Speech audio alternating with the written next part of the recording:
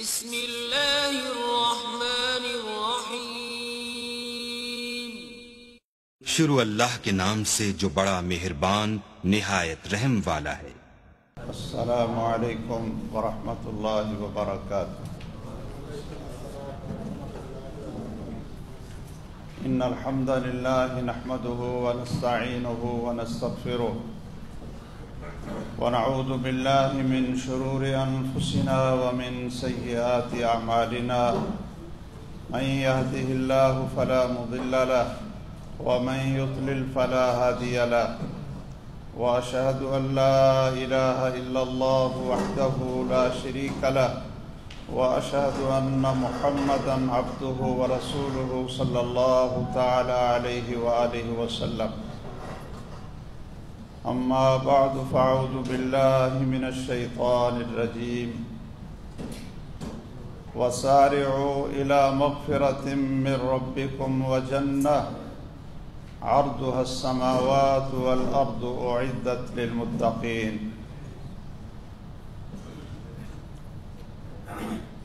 محترم گرامی قدر علماء کرام اور واجب الاحترام بزرگوں اور بہت ہی عزیز بھائیوں اور بیٹوں، اللہ ذوالجلال کے بہت ہی ہمارے اوپر احسانات ہیں اور بہت مہربان رحیم و کریم ہے، اور جو ہمیں عظیم پیغمبر کی امت ہونے کا شرف ہے، وہ پیغمبر بھی رحمت للعالمین اور رؤوف الرحیم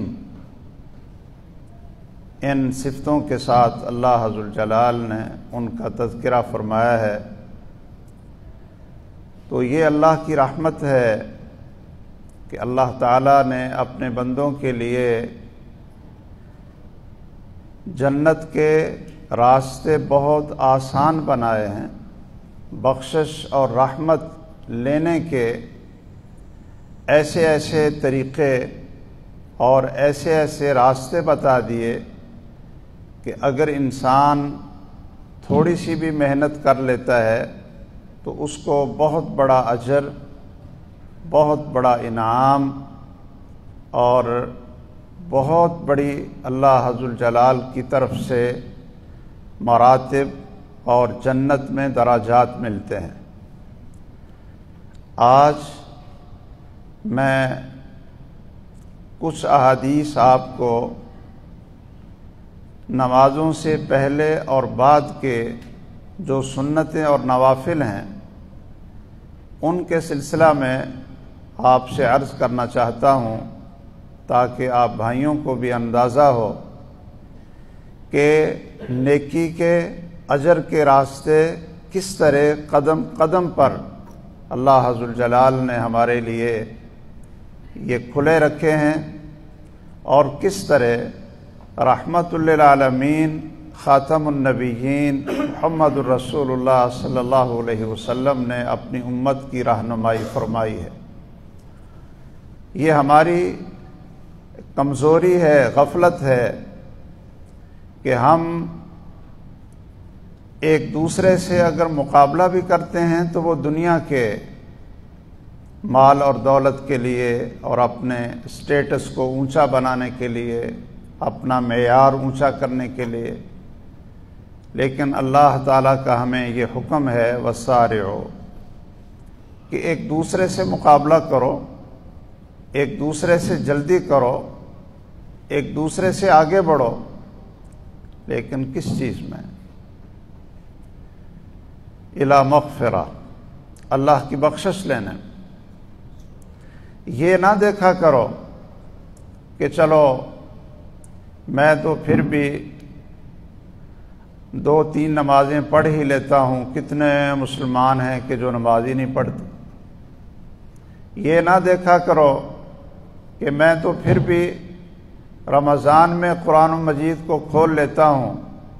اور بہت سے مسلمان ہیں کہ جو رمضان المبارک میں بھی قرآن مجید کو نہیں کھولتے؟ نہیں۔ ہماری کمزوری یا بدبختی دیکھیں کہ ہم دنیا کے معاملے میں تو اونچے آدمی کو دیکھتے ہیں، کسی کا گھر بڑا ہے تو ہم چاہتے ہیں کہ ہمارا گھر بڑا ہو، کسی کی گاڑی اچھی ہے تو ہم چاہتے ہیں کہ ہماری گاڑی اس سے بھی اچھی ہو، کسی کے بیٹے اور بچے وہ اگر اچھے اور معیاری اسکولوں میں پڑھتے ہیں تو ہماری یہ چاہت ہوتی ہے کہ ہمارے بچے بھی اسی طرح معیاری اسکولوں میں پڑھیں۔ اس میں تو ہم ایک دوسرے سے مقابلے میں لگے ہوئے ہیں، لیکن جنت لینے کے لیے، نیکی میں آگے بڑھنے کے لیے والسابقون السابقون، مراتب زیادہ لینے کے لیے ہم سب سے دینی اعتبار سے سب سے نیچے والے کو دیکھتے ہیں، اوپر والے کو نہیں دیکھتے، جس کی وجہ سے ہمارے اندر غفلت، سستی، بدعملی اور دین سے اور زیادہ دوری ہو جاتی ہے۔ صحابہ کرام رضی اللہ تعالیٰ عنہم اجمعین، وہ بڑے ہوں، چھوٹے ہوں، خواتین ہوں، مرد ہوں، ان کا ایک دوسرے سے بھی مقابلہ ہوتا تھا اور ایک دوسرے سے آگے بڑھنے کی کوشش وہ بھی کرتے تھے، لیکن کس چیز میں کرتے تھے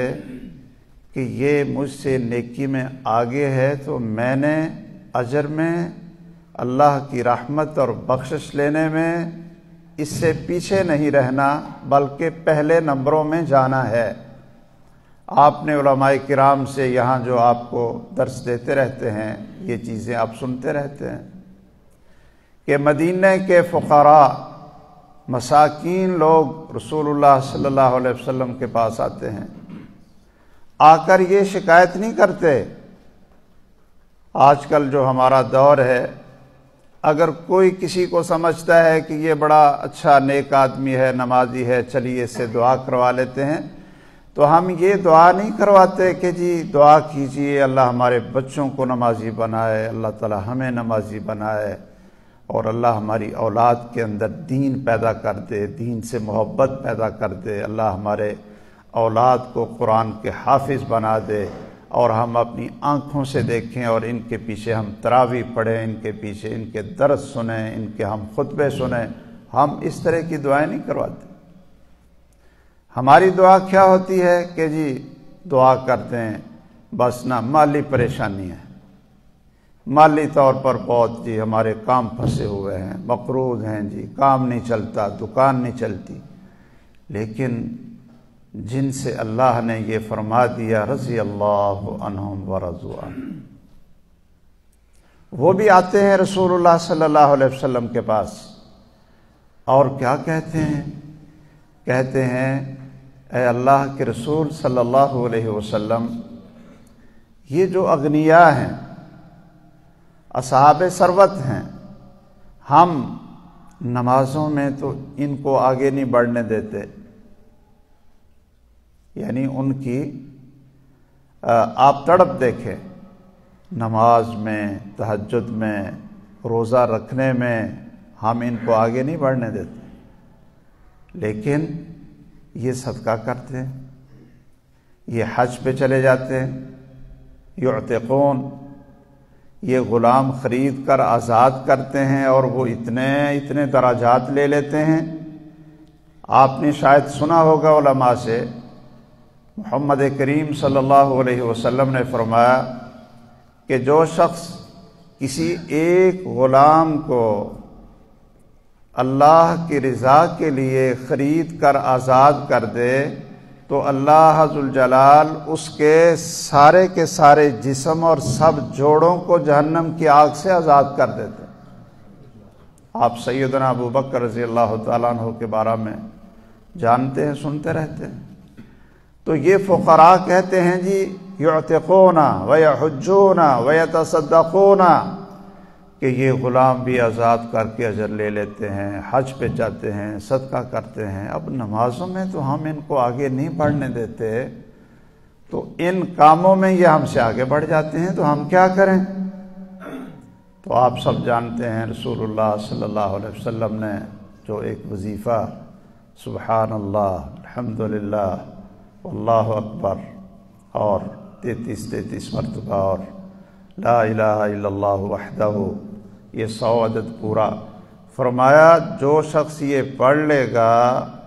کوئی اس کے اجر کو نہیں پا سکے گا مگر وہی جو یہ وظیفہ اور یہ کلمات پڑھے۔ بڑے خوش ہو گئے، بڑے خوش، حشاش بشاش۔ اب جو غنی لوگ تھے انہوں نے دیکھا کہ ان کے چہرے بڑے ماشاءاللہ تازہ اور خوش نظر آ رہے ہیں، تو ان کے پاس کون سا نسخہ آ گیا، کون سی دولت آ گئی؟ تو انہوں نے بھی ذرا ٹو لگائی اور پوچھا، تو پتہ چلا کہ نسخہ ان کو سبحان اللہ الحمدللہ اللہ اکبر لا الہ الا اللہ یہ نسخہ ملا۔ انہوں نے بھی یہی پڑھنا شروع کر دی۔ فقراء کو پتہ چلا تو وہ پھر چلے گئے رسول اللہ صلی اللہ علیہ وسلم کے پاس، فرمایا جی وہ بھی یہ پڑھنا شروع ہو گئے، اور پھر ان کا صدقہ، ان کا حج اور ان کے لوگوں کو آزاد کرنا یہ پھر ہم سے آگے ہے۔ تو رسول اللہ صلی اللہ علیہ وسلم نے بڑی تسلی دی، فرمایا ذالک فضل اللہ یؤتیہ من یشاء، یہ تو اللہ کی تقسیم ہے، یہ تو میرے اختیار میں نہیں ہے، لیکن ایک خوشخبری میں آپ کو سنا دیتا ہوں، ایک خوشخبری میں آپ کو سنا دیتا ہوں کہ یہ مالدار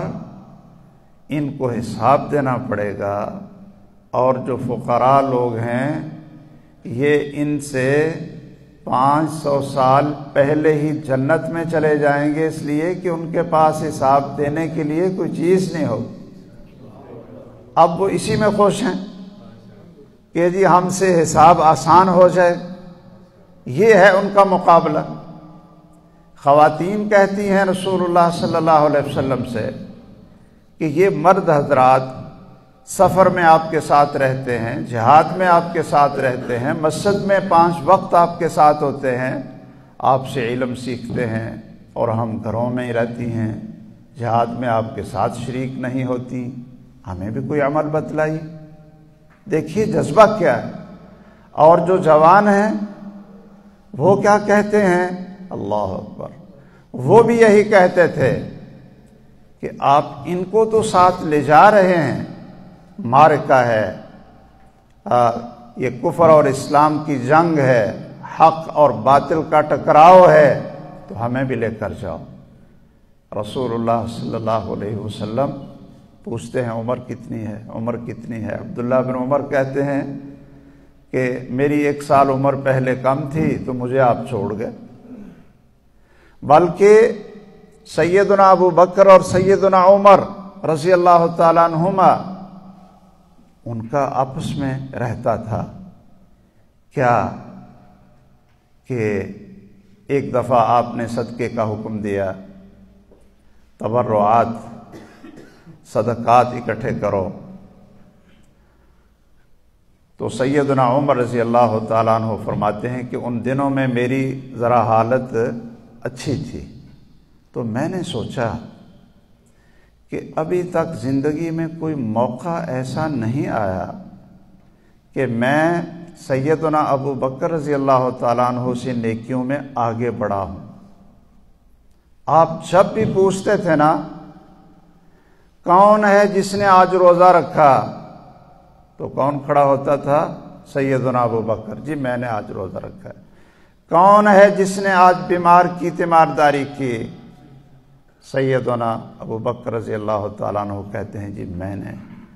کون ہے جس نے آج کسی مسکین کو کھانا کھلایا؟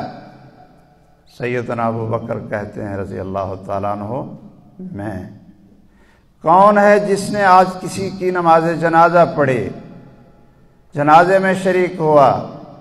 تو کہتے ہیں جی میں۔ تو آپ نے فرمایا کہ جس آدمی کی زندگی میں کسی ایک دن میں یہ چاروں چیزیں اکٹھی ہو جائیں، ایک دن میں چاروں چیزیں اکٹھی ہو جائیں۔ آپ نے کبھی سوچا ہے کہ زندگی میں کوئی دن ایسا آیا کہ ایک ہی دن میں یہ چاروں چیزیں اکٹھی آپ کر لیں کہ جنازہ بھی، بیمار کی تیمارداری بھی، کسی مسکین کو کھانا بھی کھلا دیں اور روزہ بھی رکھ دیں؟ آپ نے فرمایا جس شخص میں کبھی اس کی پوری زندگی میں ایک دن میں یہ چاروں چیزیں اکٹھی ہو جائیں تو اللہ ذوالجلال اس کے گناہوں کو معاف کر کے اس کو جنت عطا فرما دیتے۔